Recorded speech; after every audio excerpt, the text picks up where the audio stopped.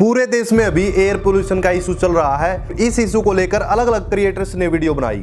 उनमें से मोहक मंगल, अभी एंड न्यू, ये भी क्रिएटर्स थे और इनकी वीडियो में बहुत सारे पॉइंट्स ऐसे हैं जिनसे मैं डिसएग्री करता हूँ। बिना ग्राउंड लेवल की नॉलेज के ऐसा ही होता है। तो सबसे पहले इनसे मेरा ये क्वेश्चन है कि आप हर बार फार्मर्स को क्यों ब्लेम करते हो? चलो ठीक है, उन्होंने पराली जलाई, उसका फाइन भर दिया और इस वजह से लास्ट ईयर के कंपैरिजन में 40% डिक्रीज हुई है स्टबल बर्निंग। और हरियाणा के हर डिस्ट्रिक्ट में स्टबल बर्निंग के लिए फार्मर्स के चालान काटे गए। और हरियाणा के डिस्ट्रिक्ट की बात करें, यहाँ पर AQI लेवल दिल्ली की बजाय बहुत कम है। अब यहाँ पर एक चीज तो क्लियर हो गई कि हरियाणा पंजाब के फार्मर्स को आप ब्लेम नहीं कर सकते AQI के लिए, क्योंकि पराली तो यहाँ पर जलाई जा रही है और दिल्ली से हरियाणा पंजाब का AQI लेवल कम है। तो आप खुद समझ सकते हो कि जिस जगह पर पराली जलाई जा रही है वहां पर दिल्ली की बजाय AQI लेवल कम है। तो एक चीज समझ में आ गई होगी आपको, यहां पर स्टबल बर्निंग इस चीज के लिए जिम्मेदार नहीं है, फार्मर्स इस चीज के लिए जिम्मेदार नहीं है। मैं मानता हूं पराली जलाने से कहीं ना कहीं AQI लेवल बढ़ा है, लेकिन इतना नहीं बढ़ा जितना इंडस्ट्रियल एरिया से, व्हीकल्स से। लेकिन आखिर में किसानों को ही प्रदूषण के लिए जिम्मेदार ठहराया जाता है। अगर इस विंटर की बात करें, लाखों शादियां हो चुकी हैं और लाखों शादियां होनी बाकी हैं अभी, और हर शादी में बम पटाखे फोड़े जाते हैं। तो क्या ये चीज एयर पोल्यूशन के लिए जिम्मेदार नहीं है? किसानों ने 10-15 दिन पराली जला ली, वो चीज दिख गई इनको। पूरे साल फैक्ट्रियों से धुआं निकलता है, वो चीज इन लोगों को दिखाई नहीं देती। लेकिन 10-15 दिन फार्मर्स ने पराली क्या जलाई, चालान भी काट दिए गए और प्रदूषण के लिए फार्मर्स को जिम्मेदार ठहरा दिया गया। दिवाली के 5-6 दिन पहले और 5-6 दिन बाद तक पटाखे फोड़े गए। इंडिया एक ऐसी कंट्री है, छोटे से लेकर चाहे बड़ा प्रोग्राम हो, पटाखों के बिना अधूरा प्रोग्राम रहता है। जो हर 15 मिनट में रिकॉर्डिंग करती है, तो उसके हिसाब से number of stubble burning incidents कम नहीं हुए। इसका मतलब है कि पंजाब और हरियाणा के किसानों को किसी तरह पता चल गया है कि रिकॉर्डिंग बस 1:30 और 2 बजे के बीच होती है और इसकी वजह से वो अपनी पराली अब 2 बजे के बाद जला रहे हैं। इनफैक्ट आप इस मैप को देखो, लेफ्ट में है वो फायर्स जो नवंबर के 4 दिनों में 1 से 2 बजे देखी गई, और अब देखो राइट में कि 4 से 5 बजे शाम के बीच क्या हो रहा है। अब आप खुद सोचो कि ऐसी प्रॉब्लम जिसके बारे में हमें सारी जानकारी है कि किसान एक्चुअली कर क्या रहे हैं, क्यों कर रहे हैं और इसका क्या इम्पैक्ट पड़ रहा है लोगों की हेल्थ पर। ये भाई साहब अभी भी पराली जलाने की बात कर रहा है, लेकिन किसानों की फसलें मंडियों में पहुंच चुकी हैं, आगामी फसल की बिजाई हो चुकी है और ये पराली का जिक्र बंद ही नहीं कर रहे। शायद ये 1 महीने पहले की बात कर रहे हैं। बी एंड न्यू ने साइलेंटली इंडस्ट्रियल एरिया और जो व्हीकल्स हैं इनका इशू हाइड करने की कोशिश। मैं कहना चाहूंगी कि एयर पोल्यूशन के लिए बहुत सारे फैक्टर्स जिम्मेदार होते हैं, बहुत सारे थिंग्स कंसिडर करने पड़ते हैं। लेकिन ये कहना कि इस समय दिल्ली में जो पोल्यूशन हो रहा है उसके लिए वेहिकुलर ट्रैफिक रिस्पॉन्सिबल है इज जस्ट ब्लेटेंटली लाइंग। क्योंकि अक्टूबर टू फरवरी के बीच में जो 999 AQI क्रॉस हो जाता है उसके लिए एक मेजर चंक स्टबल बर्निंग की वजह से होता है। यानी कि इनको फार्मर्स से इतनी नफरत है, सारा ही ब्लेम फार्मर्स पर डाल रहे हैं। अनाज खाना बंद कर दो और चीजें खाओ, वैसे भी वही चीजें आप पर सूट करेंगी। आगे बढ़ सकें। सोल्यूशन नंबर 1 है स्टबल बर्निंग बंद करो। आपको क्या लगता है, क्या स्टबल बर्निंग और दिल्ली के स्मॉग इसमें कोई कनेक्शन नहीं? ये बस एक कोइंसिडेंस है। भारत सरकार कितना भी डिनाई करे, स्टबल बर्निंग की वजह से पोल्यूशन होता है, ये एक सच है। और इसका प्रूफ हमें पाकिस्तान से मिल रहा है, क्योंकि जैसे पंजाब और हरियाणा की स्टबल बर्निंग से दिल्ली में स्मॉग होता है, वैसे ही स्मॉग लाहौर में भी हो रहा है। We are divided by politics, united by pollution. हमारे फार्मर्स काफी स्मार्ट है, वो नासा के सैटेलाइट्स को भी मात दे रहे हैं। कुछ इस तरह के सैटेलाइट्स फार्म फायर्स डिटेक्ट ही ना कर पाए। कैसे?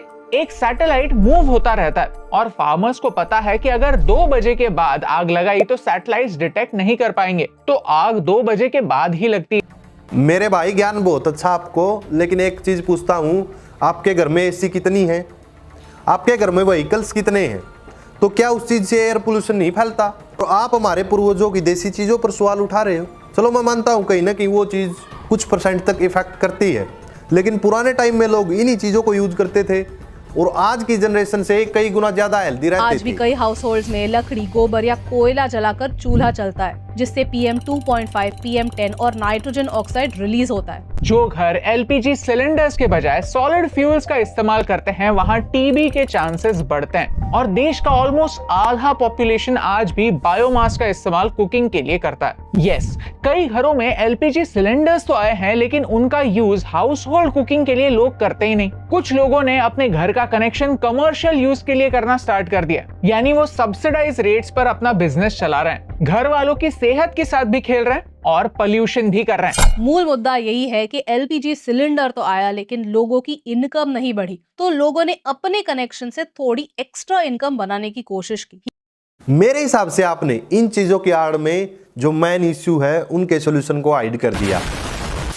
हमारे फार्मर्स काफी स्मार्ट है, वो नासा के सैटेलाइट्स को भी मात दे रहे हैं। कुछ इस तरह के सैटेलाइट्स फार्म फायर्स डिटेक्ट ही ना कर पाए। कैसे?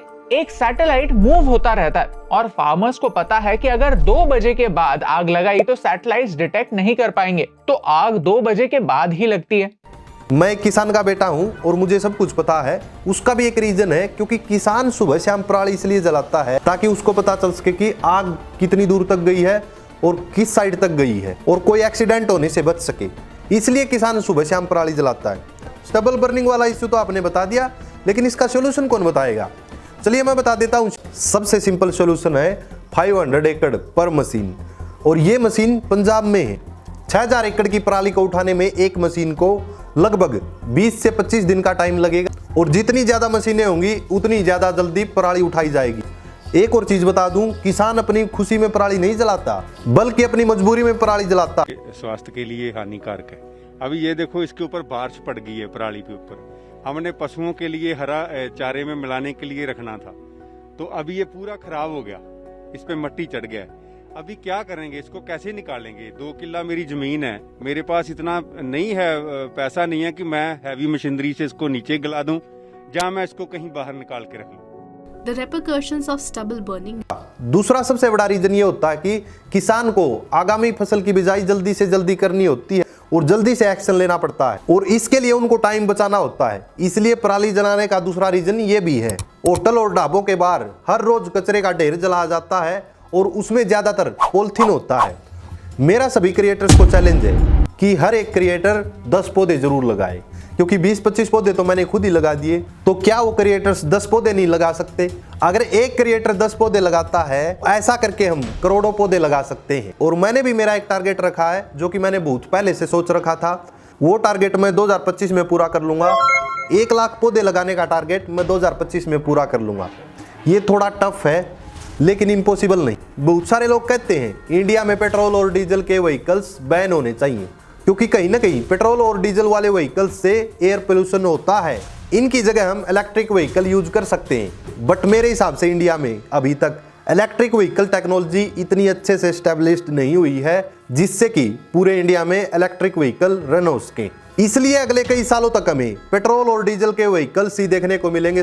और मेरा हर एक पॉलिटिशियन से क्वेश्चन है कि आपके पास पैसा है, पावर है, लेकिन आप फिर भी इन चीजों का सॉल्यूशन नहीं निकाल पा रहे हो। हम पूरे साल में केवल विंटर्स में ही एयर पोल्यूशन का इशू उठाते हैं। साल के बाकी दिनों में भी हमें एयर पोल्यूशन के इशू पर बात करनी चाहिए, इसके सॉल्यूशंस ढूंढने चाहिए। आजादी के 75 साल बाद भी हमें noise pollution, air pollution, population issues India में देखने को मिलते हैं। आखिर क्यों? और सबसे ज्यादा जिम्मेदार तो एयर पोल्यूशन के लिए हम लोग हैं। हम इंडिया के सिटीजन्स प्लास्टिक सबसे ज्यादा जलाते हैं, पटाखे सबसे ज्यादा फोड़ते हैं। एसी और व्हीकल से फैलने वाले पोल्यूशन के लिए हम लोग ही जिम्मेदार हैं। आई होप एयर पोल्यूशन का सॉल्यूशन बहुत जल्दी हो जाएगा, लेकिन एक चीज आप कर सकते हो, ज्यादा से ज्यादा पेड़ लगा सकते हो ताकि आपके फेफड़ों तक ताजी हवा पहुंच सके। एयर पोल्यूशन के लिए आप किसको सबसे ज्यादा जिम्मेदार मानते हैं? कमेंट सेक्शन में जरूर बताएं। Thank you so much friend.